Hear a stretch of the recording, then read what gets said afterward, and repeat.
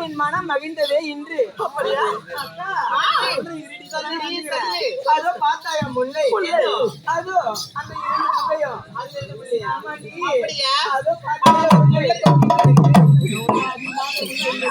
அதோ பார்த்தாயா முல்லை, அதன் நிறமும் வெள்ளை. அந்த முல்லை இரண்டு என்ன பார்த்து என்ன தெரியுமா சொல்லுச்சு?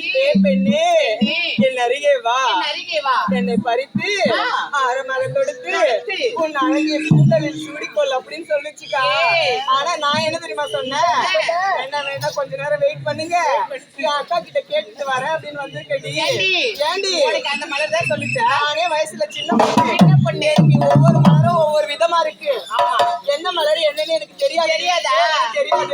அந்த மலரை ஒவ்வொரு மலரா காமிச்சு அதோட பேர் எல்லாம் கேட்பேன், சொல்லி தரேன். எல்லா மலருடைய பேரும் எனக்கு தான் தெரியும். தெரியுண்டி, உன்னை பத்தி நான் நிறைய கேள்விப்பட்டிருக்கேன். ரம்யா எல்லாத்தையும்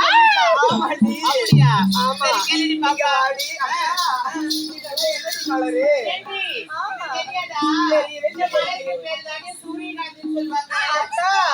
அப்படி சொல்லக்கூடாது. உங்க அளவு நான் இல்லைனாலும் ஏதோ ஓரளவுக்கு நான் படிச்சிருக்கேன்க்கா. வெறும் சூரியகாந்தி சொல்லக்கூடாது, இசை காட்டும் சூரியகாந்தி சொல்லணும். சரி வாடிங்க, நான் ரொம்ப ஷார்ட்டா சொல்றேன். ஷார்ட்டெல்லாம் எனக்கு பிடிக்காது, நீ கோணையா இருந்ததே எனக்கு பிடிக்கும். அதெல்லாம் என்னடி மலரு? அதெல்லாம் தெரியலையா? அந்த மலருக்கு பேரு தாண்டி கனகாம்பரம் சொல்லுவாங்க. கனகாம்பரமா?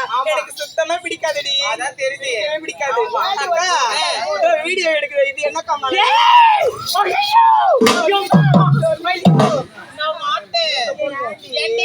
அந்த மலர் வீடியோ எடுக்குது, அந்த மலருக்கு பேரு தான் ரோஜா. ரோஜாவா? எனக்கு ஒரே ஒரு ஆசை. என்னடி ஆசை? பிறந்த நாள் முதல் இந்த ரோஜா மொட்டை நான் பார்த்ததே இல்லக்கா. அது போய் பறிக்கவா?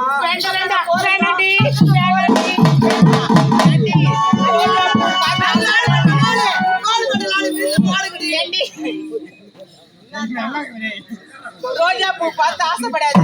அதுல இவ்வளோ பெரிய முள்ளு இருக்கு, அது அப்படியே உனக்கு கொத்தா குத்திடும்.